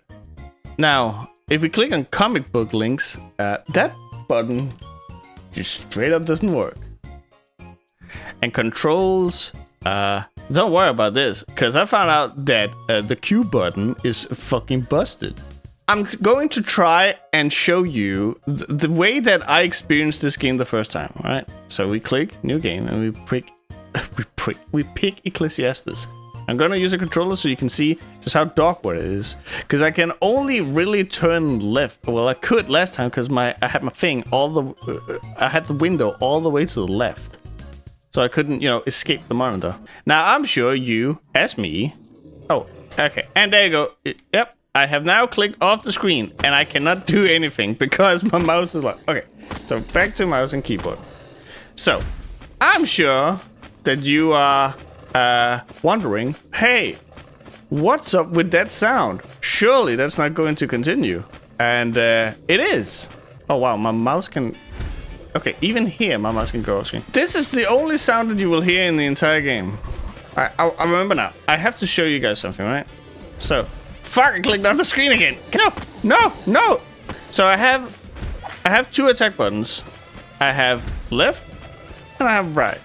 What? I was supposed to fight a boss there. Oh, maybe it's this stage. So if you'll pay attention to the top left corner, you'll see that I have like a meter, right? That meter will fill up the more I attack and the more I get attacked, and that will allow me to use my super, which is my E button. Q doesn't really do a whole lot. It's this, and as you can see, it doesn't like it barely slows them down. I don't even think I can kill with it. Oh, let me. Okay, I can. So I do like how I have a knife in my hand, but all my attacks are punches.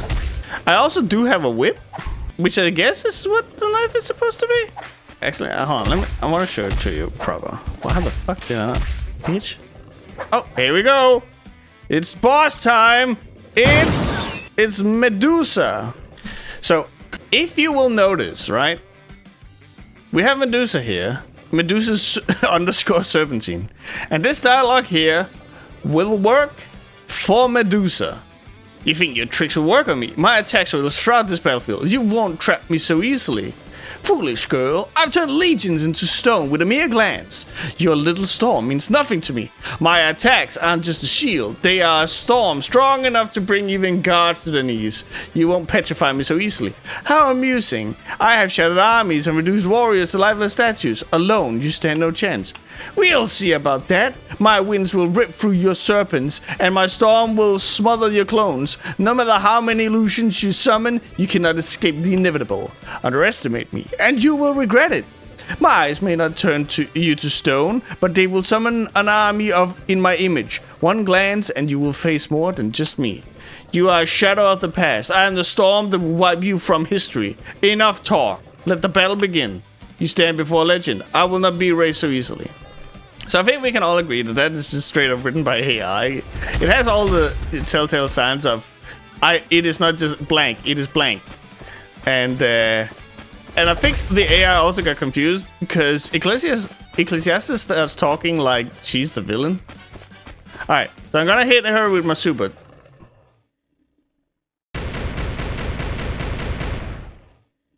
So that did this much. What, like 5% or some shit? Alright. Now, as you can see, the screen went black and shit. It's because I had my meter all the way charged up. Now, look how much damage it does when I just hit her with like half the super. It does more damage! Yeah, and get off me. You win. So, a thing I do appreciate about the game, right, is that it does make it enticing for you to continue. Like, okay, I need to get 4 stones. What happens when I get 4 stones, right? But I'm kind of like opposed to the idea that this is framed as a fighting game, because it's really not. Also, this is a cool design. I didn't notice this the first time, but they have 2 heads. All right, so now it's time for the second boss, and it is Anubis. You can't tell because there's a thing on. So, it's Anubis.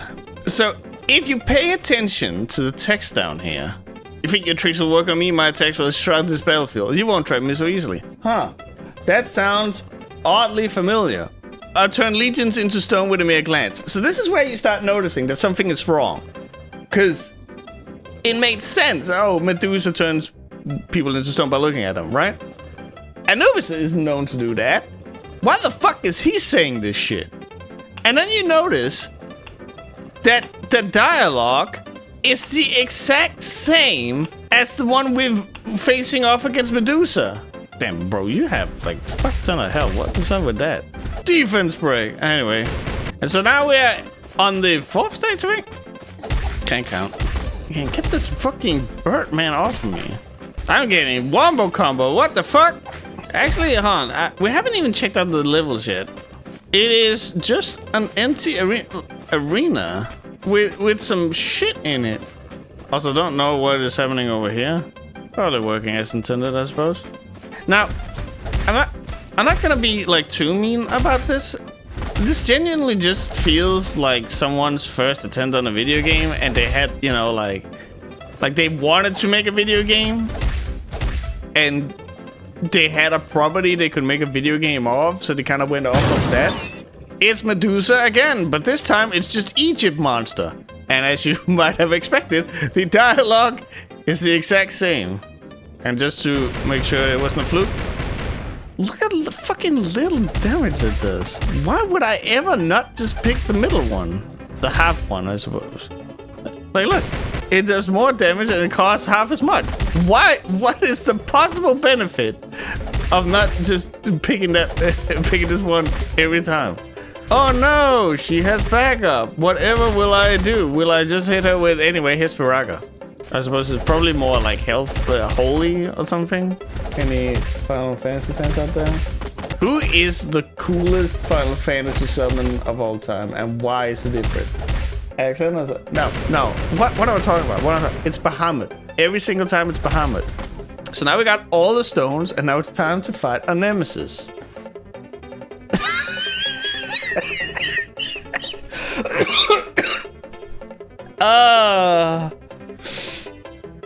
Oh, it's the fact that she like lands. It's the rock. So now we finally have some new dialogue. Fate isn't written by gods and kings. It's forged by those who refuse to kneel. You come far, farther than I expected, but you're still just a mortal, grasping at fate with trembling hands. I don't care about destiny. I fight for those who can't. See, again, this feels like it's written by AI. Bitch didn't mention anything about destiny. And I will end this here and now. Foolish words. Do you think your resolve alone can change what is destined? I feel like that line should have come before. Anyway, so we click on this, and now, believe it or not, we actually get the fighting game. And it's working as well as you probably expected it to. Bitch knocked me out of my super, what the fuck? How can she hit me with legs when I got a fucking whip?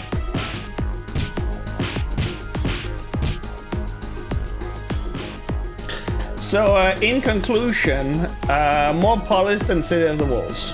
Who's gonna win it? Who's gonna take it? Why is she just killing on me? Oh, yeah, you win. Continue. Yeah, comic pages that don't mean anything. Okay, so again, this is something that wasn't there when I initially played the game. What happened here? Oh, I didn't notice they're ninjas. What happened here last time is that I now unlocked the bitch I just fought. And then, you know, I could play through the story mode as her. But we're just gonna keep trucking through with Ecclesiastes. And don't worry. Oh, well, Deborah. We will be showing all the other characters after this. Oh, so who's the boss? Oh, wait, there's none.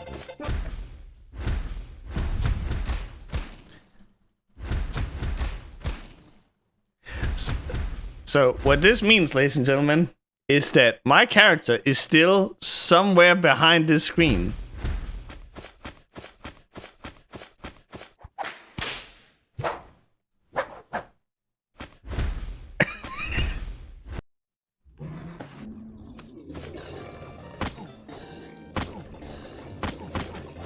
I'm getting fucking... I didn't fucking click anything. What the hell? Oh. Oh, it turned me into Dark Side Phil, and I'm like, I didn't push a button. What the hell? Oh my god, it is Troll. And again, he too has turned legions into stone with a mere glance. What are those? Where the fuck do you have 4 feet, bro? No, I mentioned how I wouldn't be too mean about this, because again, this is clearly someone's first attempt at video games, but all I can think while I'm playing this is, who would find this funny? Like, who would get entertainment out of this? Who would get pushed? Who would find enjoyment out of playing this video game?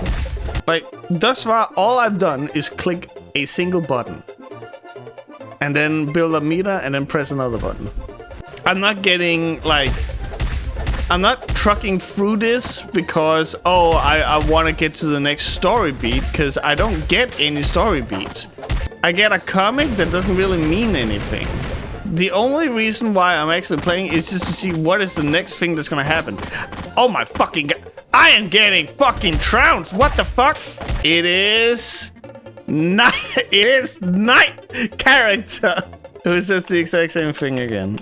Oh, I remember him from the round table. King Arthur and knight character. Squire to Sir Placeholder. I'm just imagining like a fucking knight who's walking around with those purple square tiled textured swords because the texture hasn't loaded, and his crest is just like the red Premiere Pro background where you can't see like when you can't reach the footage. For me, goddamn. So these guys are like challenging me a little bit just because they're constantly stun locking me, which, you know, isn't what I would call like a fun challenge, more like the game is fucking you. Yeah, B. Yeah, B. Oh, you want to go, B? Man, you think these characters would ever show up in the comic? You think Jackie Diaz would have what it takes to actually draw that? It is Werewolf, who can also turn legions into stone with a mere glance. Gotta turn around a little bit to get my mouse on screen. So like normally in fighting games or brawlers or anything like that, right? There's typically a rock, paper, scissors system, right? Like, oh, if the opponent attacks, then you block. If your opponent blocks, you grab. If your opponent grabs, you hit. Like, but then this one is like, what am I supposed to do when they block? I don't have a grab. Just keep attacking more, I guess. I obviously don't know like what is happening for you guys when I'm editing this, but I want to stress that if you're hearing music, this is shit I put in. This game is all quiet. All I can hear are the same free sound effects being played ad nauseum. Okay, now what? Hadouken? I kind of feel like I've done something wrong in life to be forced to play this. Now again, this is my second foray into all this, but I want to make it crystal clear that I got all the content and beat through it in less than an hour. I can actually, I could refund it if I wanted to. I'm obviously not gonna. So again, despite me facing off against a different boss, I'm now getting the exact same fucking sentence, word for word. Time to fucking put belt to ass, bitch. Oh, there is a duck. What the fuck? That's cool. There's ducks, but there's no like low attacks. Wow, she is kicking my fucking ass. Hold on. Hello, lady. What the fuck? Am I in like a fucking Infinite Tsukiyomi? What the fuck? With the fucking Dempsey roller. Ow. Ow. Now, as a game that has the approximate same quality of fighting as another Realm Studio game, this game also does have a block button. I just can't fucking use it. Yeah, bitch. She gets like a full animation with her supers. Mine always gets cut off. Like, look at this. Anyway, and the comments disappeared. Ow, bitch! I won! What the fuck is this? Now we have gone from ancient Egypt to the underworld, I guess. So of course, the most evil place we can go after that is some trailer park outside of Illinois. Like, I don't mean to be cynical, but I feel like maybe we should have fought whatever the fuck this is and zombies before we fought ancient ninjas and samurais in hell. Woo! Fuck you, massive splinter. Oh, a shadow just loaded in. Never mind, it's gone now. It's a basilisk, and would you know it, the same text. Bro looks legit surprised to be here. What the? What are the chances that all of these characters are just like from an asset store or something, or came free with whatever program they used to make the video game? So who is stronger than the last boss, I wonder? This is gonna be a weird comparison, right? But I've seen, you know, like ARGs that happen to have a video game as part of its lore that look better than this. Oh my god, it's him again! Bro's really hitting me with the fucking, like, Simpsons thing where I'm just gonna wave my hands and kick my feet like this, and if you get a hit, then it's your problem. I'm fucking zoning him out. Can we do it again? Yep.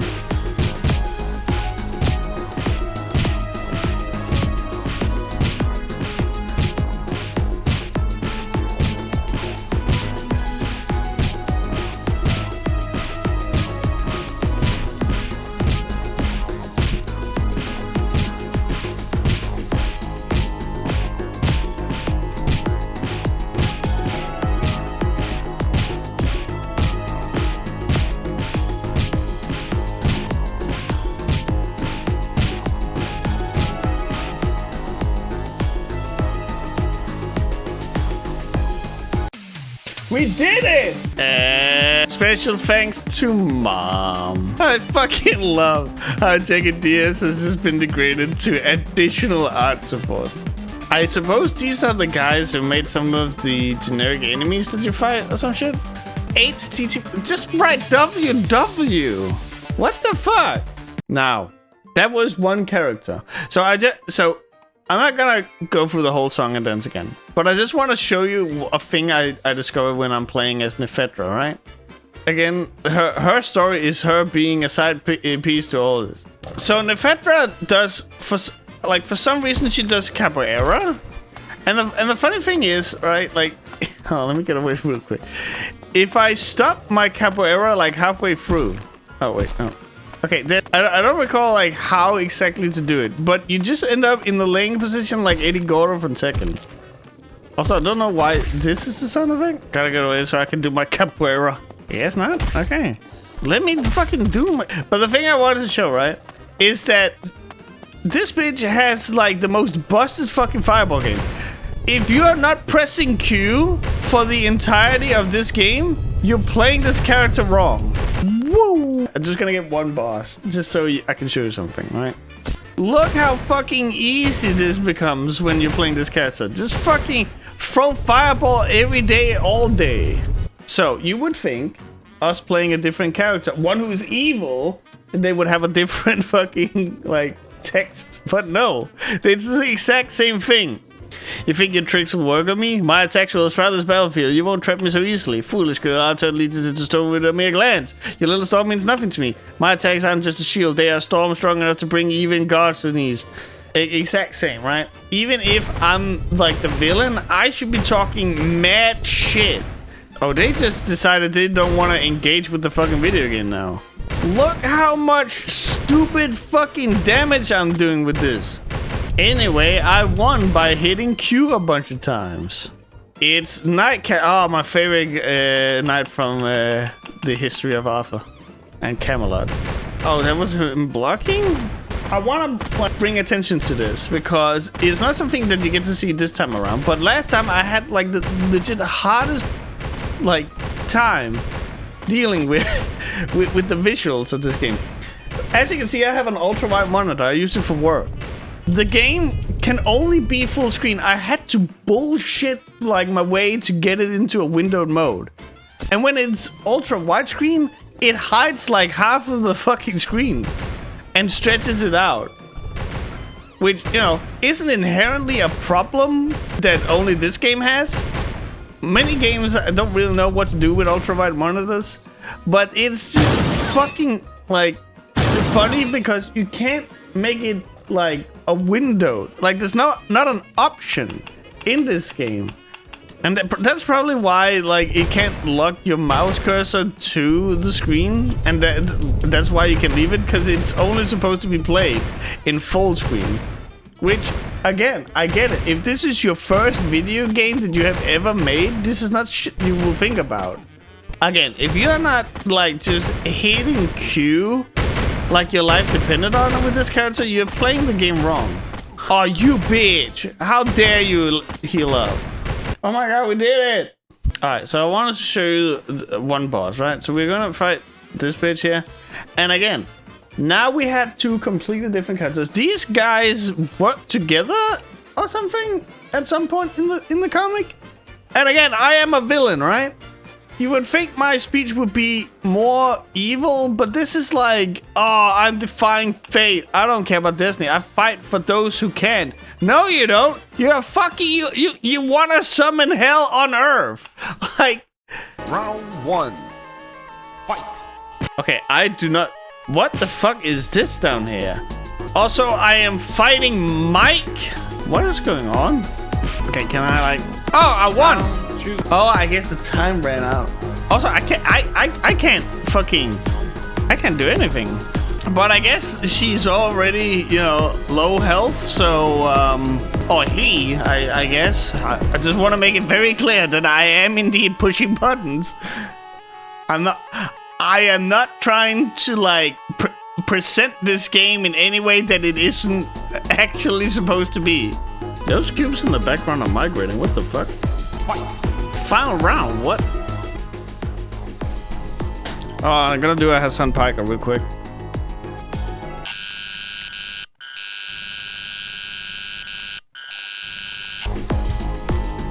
Ah, there we go. Made some quick lunch. Oh, what the fuck? It repeats? Right. And I can't escape or anything, right? Nothing? No. Okay. Can we, like, window capture? So I just want to check real quick, right? Like, okay, so I was correct. This is not an early access game. This is just, like, sold as is. There's no reviews? Oh, there's 2 reviews. Recommended. It is a rough indie mix of 3D and 2D fighting modes. It's fun, and that's all that matters. It seems to run pretty well on a potato. Its biggest downside is the limited content. I beat the game in 50 minutes. That's quite a stiff price per hour. It is quite easy because the health pool in 3D stages is massive and the 2D stages are cheesed by longer range attacks. I got the game from the publisher Alienware from its monthly giveaway. Okay, cool. Awesome. Great. There's a glitch where reaching a 2D stage right after beating the game will end up in a glitched up soft lock mode where neither of the character can move. That's what I just did. The name seems to be fixed to Ecclesiastes and Mike. I take the unlock new combat abilities part refers to how you can perform special moves by charging up a special gauge by beating the enemies with physical attacks. The character seems to be able to switch between the projectile attacks and basic punch kick combo moves. There are plenty of comic book pages and there's cutscene stills. This could be a comic based product or the comic is based on the game. They don't even fucking know. There's also a lot of input buffering going on in the game. You can still be executing the inputs you gave a second ago as if they were new. The defense mechanic is practically hold R to take no damage. As long as you have it held when the strike connects, there's neither damage nor flinching. Oh, what about the other one? Holy... If this is an early access project, it should be tagged so instead of being sold as a complete game. From the comic sneak peeks, I'm guessing the comic artist is trying to bring their comic universe to life, which is really cool, and the reason I won't leave a negative review. But there's a ton of work to be done here, so the player doesn't get a bad impression from the get-go. Here are the issues I encountered in my first 20 minutes. First of all, very basic, there's no exit option on the menu. People has to kill the application by the task manager to close the game. Not everyone knows how to do that, or should be expected to. Create an exit option. I didn't even notice that. Then proofread all the text. The bios were obviously written by someone with dyslexia and were never proofread. 2 time pieces instead of pieces. Separate instead of separate, and so on. They are almost unreadable. Same issue with further dialogue when you are fighting Anubis instead of Anubis. The comic cutscenes in the bios move at blinding speed, changing panels, and the reader can't read them. The same happens in the intro. Also, head up, the links to the comic option isn't working. Your dialogues have been mixed. I fought Medusa for the first boss, and she had a dialogue about turning me into stone. I fought Anubis for the second boss. He repeated Medusa's lines again, and the protagonist repeated the same response. Gameplay-wise, the camera is your worst enemy, focusing on the wrong thing all the time or locking behind you and you can't focus on the combat.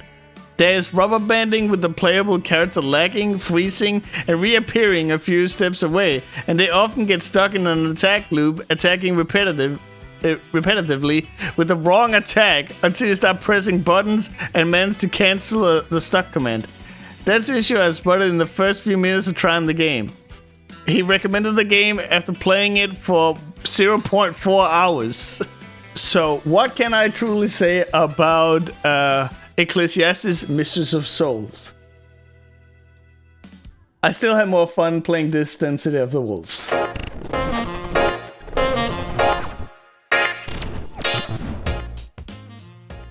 The first impression is a 4. Honestly, I was kinda interested in seeing where it was gonna go. It set up the world, the characters, and seemed to rush to get the villainous stuff going. But it's clumsy, it's awkward, it's poorly done, and it doesn't do a good job in making you want to stick around. I don't see many buying Volume 2 after Volume 1. The writing is a 3. It's kind of wild how you can have such a simple story and still somehow cock it up. 5 volumes in, and the most our heroine has done is to get horny in the gym. The art is a 4.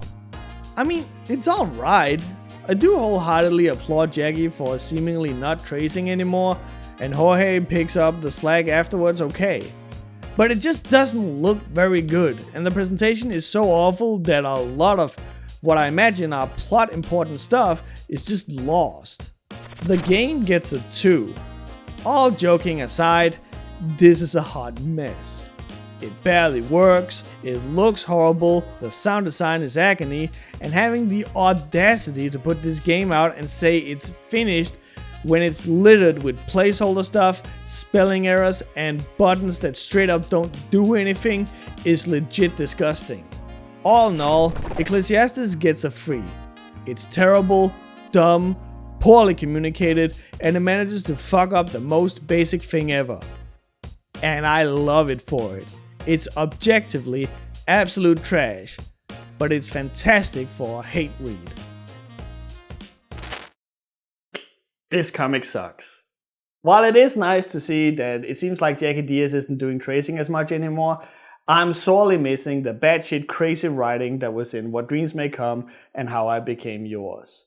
And you really start to realize that what made those 2 comics great was the combination of traced, poor art and batshit crazy fan fiction writing. That just made a perfect blend. This comic feels like it would actually be a competent story in the hands of a better writer and a better artist. But unfortunately, this is what we got. This is a fantastic comic to read with your friends and riff on, but as a normal comic, I would say give it a pass. And with that, I'll see you guys in the next Webcomic Relief. Take care.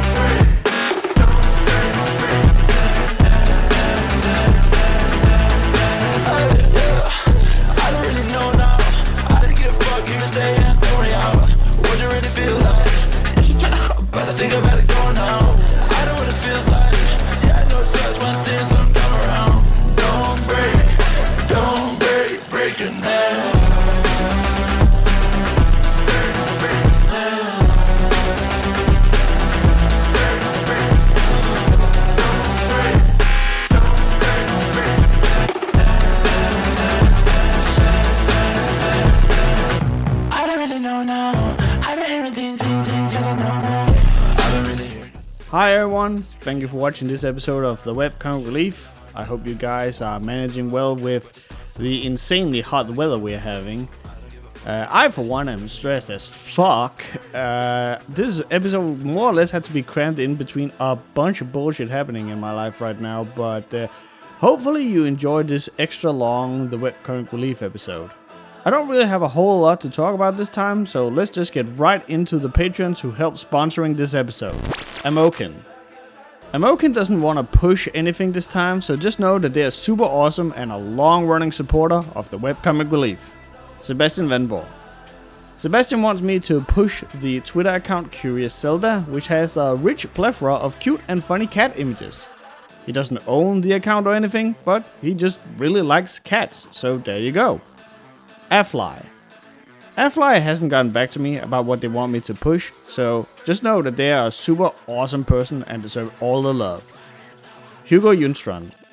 My boy Hugo, who is making my tile cards, is working on his original series called Torch Drop. It's a fantasy story where animals steal body parts from other species. If this sounds like your cup of tea, there's a link to Hugo's YouTube channel down below where you can watch some animation that highlights the tone of this series. Marshall Starr. Diaz, as we call him, is the artist behind the cool sci-fi comic called Marshall Starr. If you want some good old sci-fi western presented with some banging art, then this is the comic for you. A.V. Messer. A.V. Messer is the creator behind the webcomic Almighty Protectors. It is a superhero comic with a diverse cast that all regularly travel to alternate universes to go on wacky adventures, which really fits the slogan of the comic. Their next adventure could be anywhere. If this sounds like your cup of tea, please go check it out. Foxy Boy. Foxy Boy wants me to push their comic Happy Father's Day, a Silent Hill crossover comic. Don't let the fact it's done with mice fool you, as this is a fantastic and spooky comic. Rojaru has opened for commissions and would like me to point your attention towards that. If you want some really stylish art pieces in a way only Rojaru can create, then go to his Twitter or Blue Sky in the description and see what you can get. And of course, let's not forget to mention all these lovely people: Tomadak, Varatri, Ninaha, Sasashkechi, and Shiv. And also a huge thank you to all the lovely people that you're seeing on screen right now. If you want to support the show, please go to my Patreon. Here you can donate anything you want every month. Just go to www.patreon.com/riser, and that's with 2 eyes. If you want to watch me on Twitch, you can do so at twitch.tv/crownlessking with 2 eyes as well. Here, you'll sometimes see dumb stuff like this happen. Okay, all is riding on this read. Fuck! If you don't want to support the show financially, at least think about liking the video, subscribing to the channel, or sharing your favorite Webcomic Relief episode with your friends. I'll see you guys at the next Webcomic Relief. Take care.